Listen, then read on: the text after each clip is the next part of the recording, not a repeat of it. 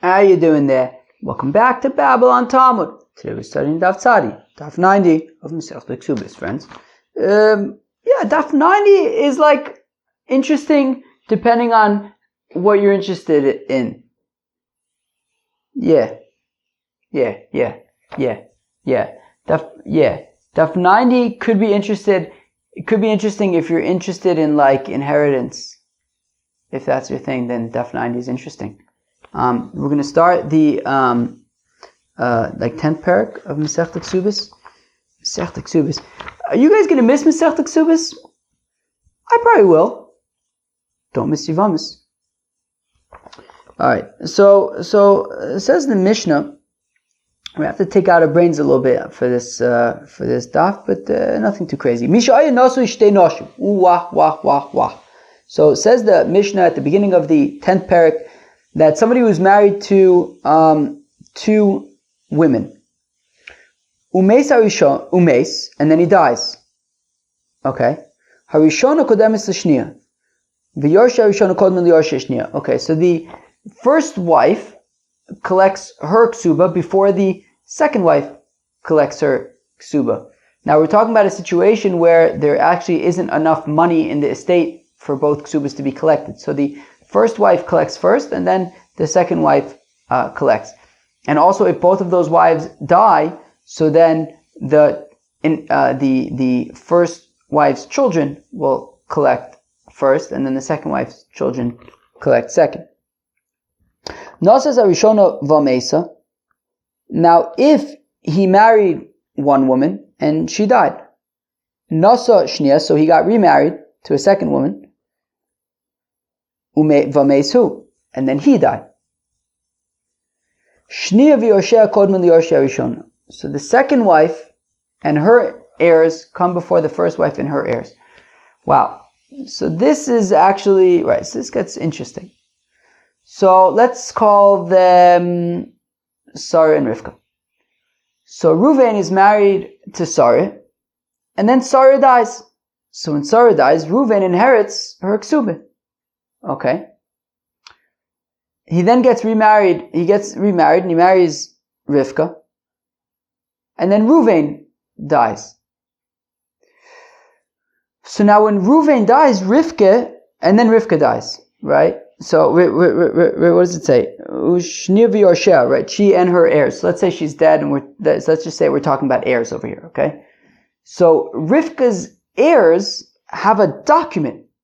Basically, Rivka's heirs are what's called a Baal Chov, right? They're a creditor. They're owed money. They have a document in their hands, namely Rivka's ksuba, that they take to Reuven's estate, and they say, we need to get paid our ksuba, our mother's ksuba, from the estate.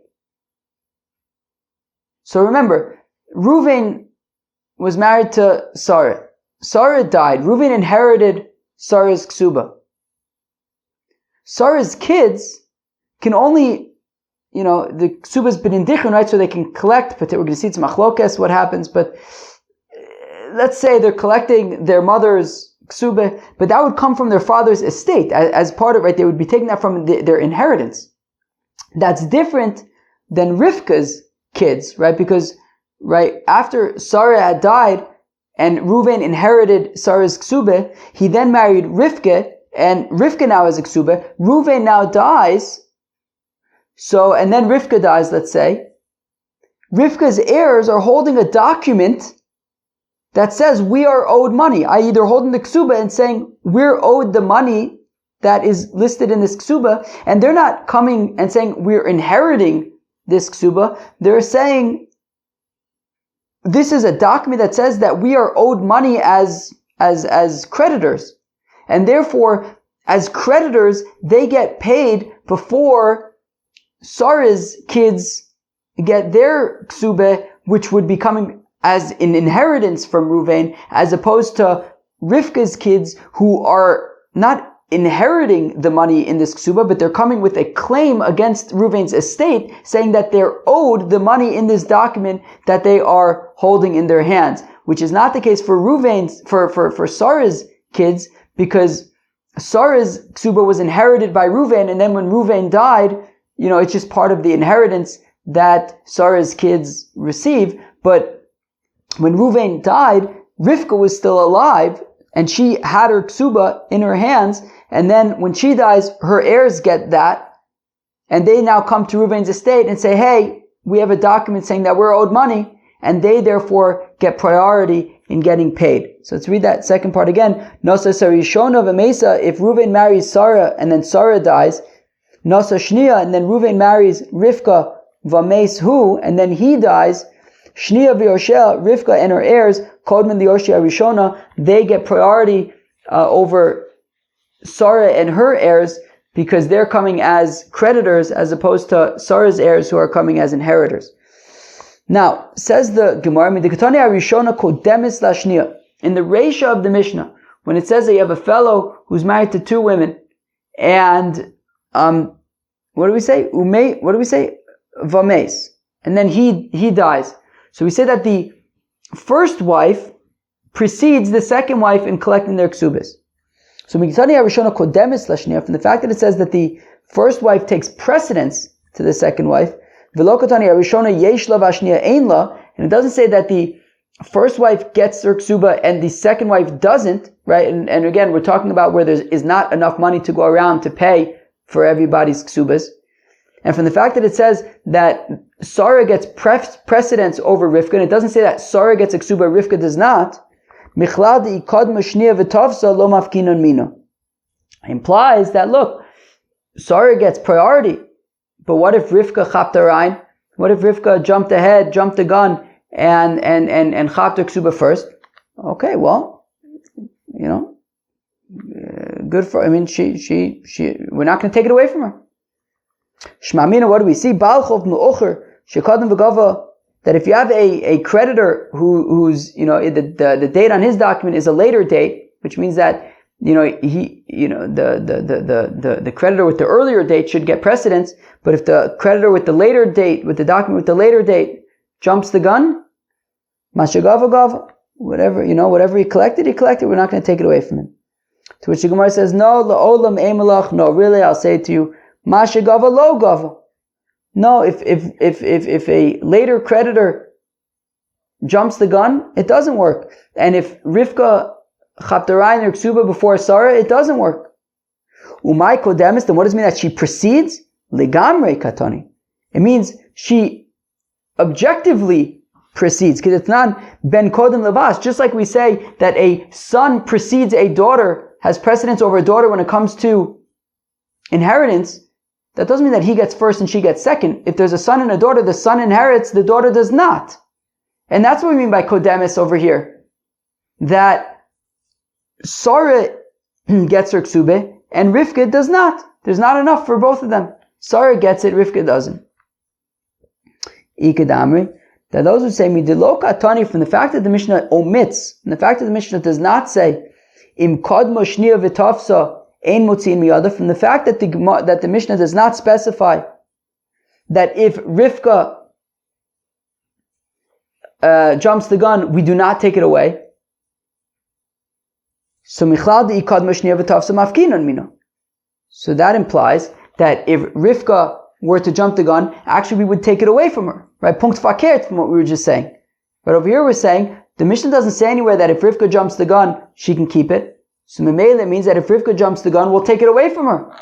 Shmamina, so we see from there, Balchov me'ucher shekadam v'gava mashagava lo gava.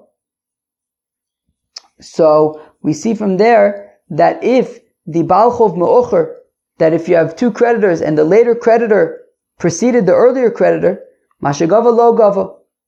So whatever he collected does not work. And he would have to give it back. So now the Gemara says, not necessarily, L'olam Eimaloch Mashagava Gava. Really, I'll say to you, no. If Rivka, right, or if you have a later creditor who jumps the gun, whatever he did, and it's his. And therefore, also here, if Rivka jumps the gun, okay, she jumped the gun, it's hers. So then why does the Mishnah omit that? Why does the Mishnah not say that if she jumped the gun, she can keep it? Because Aidi Ditana Shnia V'Yorshea Kodun L'Yorshea Rishona, well, since in the Seifa, when Reuven was married to Sarah, and then Sarah dies, and then he gets married to Rivka, and then Reuven dies. So because we said over there, Shnia v'yorshea kodmin, so in that case, Rivka as the creditor, right, and her heirs as creditors take precedence over Sarah's heirs who are inheritors, kodmin liyorshea rishona, right, they precede Sarah's heirs, and in that case, they would not be able to say that if Sarah's heirs jumped the gun, they would be able to keep it. They certainly cannot, because they're coming as inheritors, whereas Rivka's heirs are coming as creditors. So Tananami Arishona Kodem Sashniya. So therefore, in the ratio also we say, look, that the first one precedes the second one. It doesn't say that if the second one chapsarayin, then she can keep it, because we want to be consistent with the sefer, where if they chapsarayin it, then they certainly cannot keep it. So also in the ratio, we didn't mention that if Rivka would jump the gun and chapsarayin, she could keep it. But the fact of the matter is, if she did chapsarayin, she would be able to keep it. All right, fine. So first way we said that okay, two sort of punkt fakirtish kind of ways of explaining whether or not, right, what happens if one of them jumps the gun and chapsarayin. Let me tell you. So now we get into this sugya. Now we get into this sugya of the sefer. It's an interesting sugya, but you gotta take out your brains a little bit.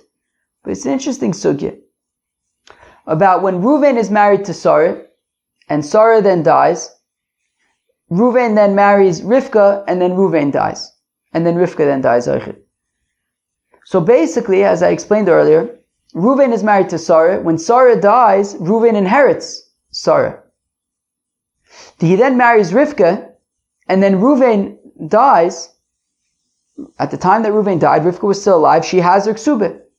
Rivka then dies, so now her children have that Ksubis, but they're holding in their hands a document that say that we're owed money.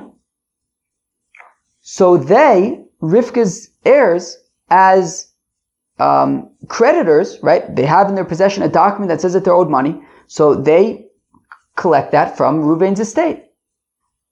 And then the question is, what then becomes of Sarah's heirs, right, vis-a-vis Reuven's estate? Can they collect their Ksubas b'nin dichrin? Can they say to Rivka's heirs, okay, now that we've given you, remember, there isn't enough to pay for both Ksubas. So do we say that, look, now that we've given you your Ksuba,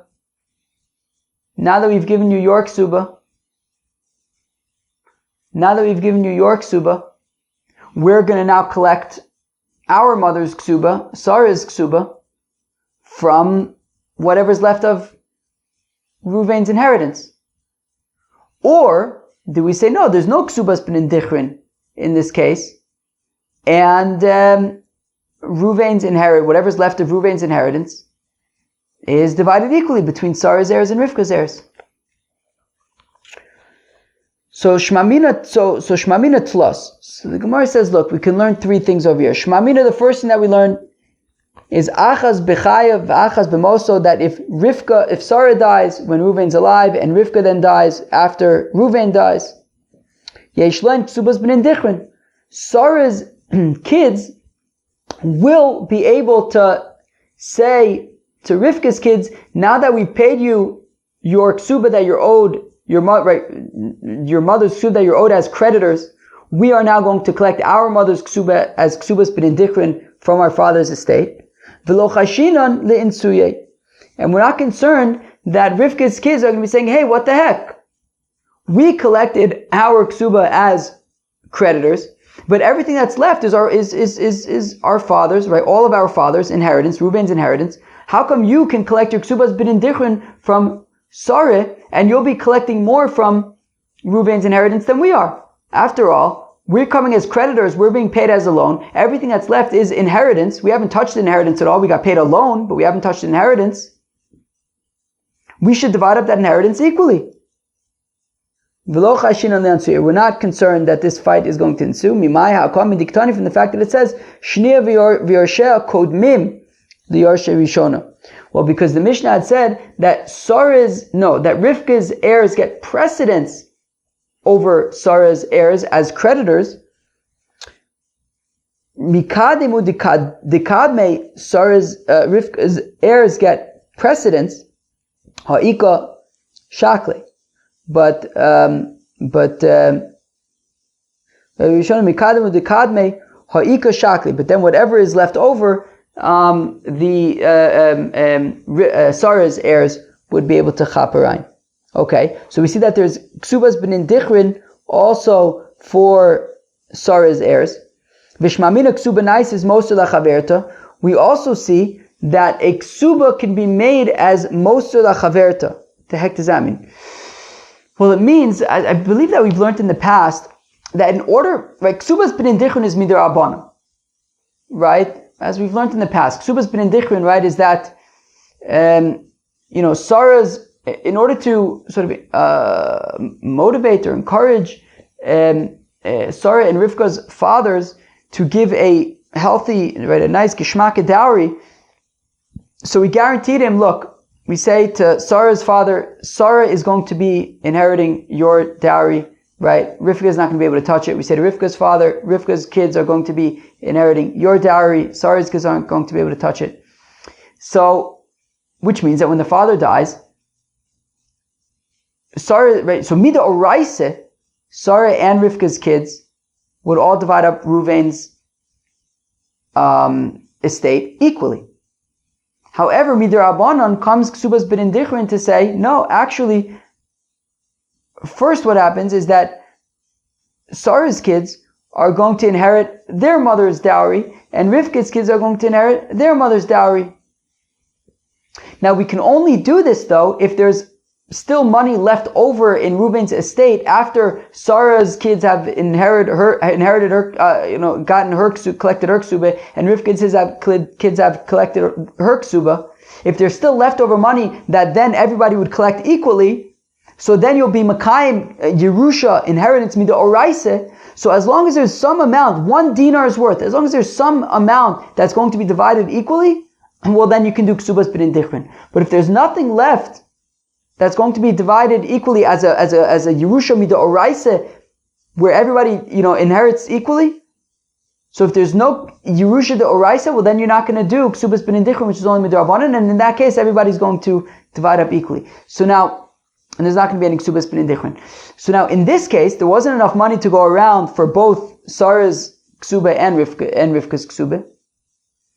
And we're saying that Sarah's heirs get paid first because they're creditors, they get paid first. And we're saying that then Rivka's heirs get paid first because they're creditors. And we're saying that, and then Sarah's heirs inherit as Ksubas b'nin dichrin, even though there's nothing left. Well then, how can they be collecting Ksubas b'nin dichrin if there's nothing left? What about Yerusha d'Oraisa? The Yerusha d'Oraisa is happening from the loan document, right? Meaning from the fact that, right, from the fact that when Reuven dies and there's an estate, Rivka's heirs are coming as creditors, and we're first paying them off because creditors get paid before the orphans can inherit. That in and of itself is Yerusha Mida Oraisa, that we're paying the creditors first, in this case that being Sarah's, Rivka's heirs. And therefore, because we're memele being mekayim by paying Rivka's heirs first, we're being mekayim Yerusha de Oraise, so then whatever is left over, that would be considered mosar, that's the equivalent of the leftover dinar, and that enables Sarah's heirs to be able to collect the remainder of the estate as ksubas b'nin dichrin. So again, ushmamina ksuba naisis mosar lachaverta, that Rivka's ksuba, which is collected as like a debt, so that is considered Yerusha de Oraisa, that then enables Sarah's kids, heirs, to be able to collect their ksubas b'nin dichrin. Mimai ha'akam in lokatani im yesha mosar dinar. From the fact that it doesn't say that if there is a dinar left, so then then Sarah's kids can collect. No, it's even if not, from the very fact that Rivka's kids are getting paid first, that enables Sarah's kids to collect their ksubas b'nin dichrin. Ushmamina, and finally we learn ksubas b'nin dichrin lo taifa mi meshabdei, that the ksubas b'nin dichrin that Sarah's kids are collecting cannot be collected from nichasim mishubadim, the isal kadaitin taifa mi meshabdei, because if we say that you can collect from lien, right, there's like a lien on other stuff, well then leisu pnei rishonov litrefinu livnei shnia, well then then the Sarah's heirs who are collecting their Ksubas B'nai Dichron, if they're able to collect from the Chas Mishubadim, then they should go to Rivka's heirs and say, hey, give us that money because we can get paid from a lien, right? From stuff that had a lien on it. So, but from the fact that they can't, which means that Ksubas B'nai Dichron is not collected from the Chas Mishubadim.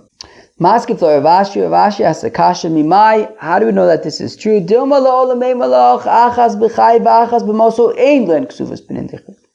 Says Ravashi, maybe I'll say that when Sarah dies, when Reuven's alive, and Rivka dies, right, and then Reuven dies, and then Rivka dies, ein len ksuvas b'nai dichron. Sarah's kids will not get ksuvas b'nai dichron. Umay kodman. So what does it mean that they get, right, that? What does it mean that Rivka's heirs get paid first, implying that Sarah's heirs get paid second? Lenachla. No, it means that Rivka's kids get paid first, and then whatever's left over, Sarah's kids and Rivka's kids divide equally as inheritors, but there's no Ksubas B'nai Dichron for Sarah's kids. So Lenachla Katani. V'chitema, and if you're going to say, Yorshe Rishona Lamali, then why does it mention that, right, that the heirs of the second wife precede the heirs of the first wife? Sarah's kids aren't, if we're saying that there's no Ksubas B'nai Dichron, then they're not inheriting their mother's Ksuba at all. What does it have to do with Sarah? They're just inheriting Reuven as an inheritance. It has nothing to do with Sarah anymore. So I did the Tana Shnir v'Yosheh, Tana Nami li'Yosheh Harishona. Well, since it does have to say that Rivka's heirs are going to be paid first, and that is directly connected to Rivka's Ksuba, so we also say, we talk about Sarah's heirs as well, but it's actually not connected to Sarah, it's going to be connected just to Reuven's estate. There's no Ksubas B'nai Dichron. And when we said that Ksuba is made Moser Lachaverta, right, and the fact that Rivka's heirs are being paid first, that can then enable Sarah's heirs to collect the Ksubas B'nai Dichron. So really I'll say that Rivka's heirs collecting first doesn't allow Sarah's heirs to collect Ksubas B'nai Dichron. That no, only in a situation where there is an extra dinar would Reuven's kids would Sarah's kids be able to collect Ksubas B'nai Dichron, but without it, they would not be able to collect Ksubas B'nai Dichron. Okay. Ve'achas b'chai ve'achas b'moso tanoi. Now we say this question about when Sarah dies, when Reuven's alive, and then Reuven dies, and then Rivka dies. So whether Sarah's heirs would be able to collect Ksubas B'nai Dichron is actually Machlokas Tanoim. The Tanya is we learn in the Brisa Mesu Achas B'chai V'Achas B'Moso. If Sarah died when Reuven's alive and then Rivka died after Reuven died, Benanis Omer says Benanis Yicholim B'nei Arishon Aloma Levnei Ashniya. Sarah's kids can say to Rivka's kids, Atem B'nei Bailas Chov Atem, you are creditors. Tlu Ksubas Imchem Utsu. So go and collect your mother's Ksuba from the estate, right? Your mother Rivka, right? You have her Ksuba and you are creditors. Collect her Ksuba from the estate. Utsu, and then get out of here. We're taking the rest as Ksubas B'nai Dichron. Rabbi Akiva, Omer says, Rabbi Akiva, Kfar Kovtza Nachla Milifnei Bnei Arishona, to which Rabbi Akiva says that no, the ability for Sarah's kids to collect Ksubas B'nai Dichron is gone. V'nafla Livnei Ashniya, and now they just inherit together with Rivka's kids. There's no Ksubas B'nai Dichron. My love, this is the machlokas between Rabbi Akiva and Benanis. The Ma'asavar Achas B'chai V'Achas B'Moso Yesh Lein Ksubas B'nai Dichron. That Benanis holds that whether that when Sarah dies in Reuven's lifetime, and then Rivka dies afterwards, there is a Ksubas b'nin dichrin for Sarah's heirs. Umar Savar achas b'chai b'achas b'moso ein len Ksubas b'nin dichrin. And Rabbi Akiva holds that in this case there would be no Ksubas b'nin dichrin for Sarah's heirs. Rabba says, Rabba Ashka Chosinu l'Rabbanon Divei Rab. Rabba says that he found the rabbis by the Besmedrash of Rab the Yazvi v'Kamer that they were saying, Duchuli Alma achas b'chai b'achas b'moso yesh len Ksubas b'nin dichrin. That no, both Ben Nanas and Rabbi Akiva admit that in this case there would be Ksubas b'nin dichrin for Sarah's kids. V'acha b'ksuba naises mosa lachaverta v'u'adin levalchov k'miflage. And here the machlokas is about when Rivka's heirs collect the ksuba as creditors. Does that memele mean that Sarah's kids can collect the whatever remains of the inheritance as ksubas b'nin dichrin, and whether that applies to regular creditors as well? My sovar ksuba naisis motza lachaver tevadin levalchov. So Benana says yes, we do say ksuba naisis motza lachaverta. Same thing would also apply not just by Rivka inheriting the ksuba, but any creditor. And then that would enable Sarah's kids to inherit ksubas b'nin dichrin. Whereas Rabbi Akiva says no, the ksuba doesn't enable Ruvain's, right? Rivka's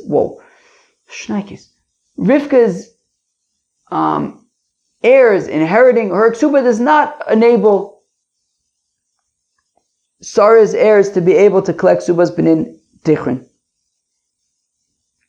And my brain is like starting to fade, I think. But we only have a few lines left anyways. Okay, fine. Very good. And Rabbi says, I said to them, that when it comes to a regular creditor, both Benanis and Rabbi Akiva agree that it would be considered Moser, and Sarah's kids would be able to collect Ksubas b'nin dichrin. Kipliga, where they argue, is b'chsuba, is when it comes to the ksuba, right? The fact that Sarah's, that Rivka's heirs are collecting the ksuba first as creditors. Benana says that enables Sarah's kids to collect the ksubas b'nin dichrin, and Rabbi Akiva says no. Maskiflo, Rav Yosef says, if that's the case, Rabbi Akiva Omar kvar kofza nachla. What does it mean when Rabbi Akiva says that the Ksubas b'nin dichrin goes away from Sarah's kids? Im yesh moser dinar mibayle. No, what it should say is that if there is a moser dinar, so then they can collect Ksubas b'nin dichrin. Elo Omar Rav Yosef ba'achas b'chai b'achas b'moser kamifagate. No, rather, says Rav Yosef, like we initially said, that the machlokas between Benanis and Rabbi Akiva is about, do we say, Benanis says that there is Ksubas b'nin dichrin for Sarah's kids, and Rabbi Akiva says that there isn't. Friends, that was the Tzadi of Masechta Ksubis. Wow, that was kind of intense actually, with Sarah and Rivka and the heirs and Ruvain and who's dying when. Wow. Well, okay, we started the 10th parak today of Masechta Ksubis. We started with the Mishnah that basically has two cases, right? One is when Ruvain dies and he has two wives. So we say that the first wife collects her ksuba first, and then the second wife collects her ksuba. We had two ways of understanding whether or not, what happens if the second wife chaps her ayin first, do you take it away or not? We basically had two ways of understanding. And then there's the question about, in the Seifa of the Mishnah, when Reuben is married to Sarah, then Sarah dies, then he marries Rivka, then Reuben dies, and then Rivka dies. It's like Yivamis. So basically what happens then is that Rivka's kids collect their mother's ksuba as creditors, and then the question is then, do Sarah's kids, are they entitled to their mother's ksuba or not? And we're kind of like, we just saw it's machlokas between Rabbi Akiva and Benanis, so we're like in the middle of that. Friends, that was Daf Tzadi, Daf 90 of Masechta Ksubis. Hope you enjoy. Peace out.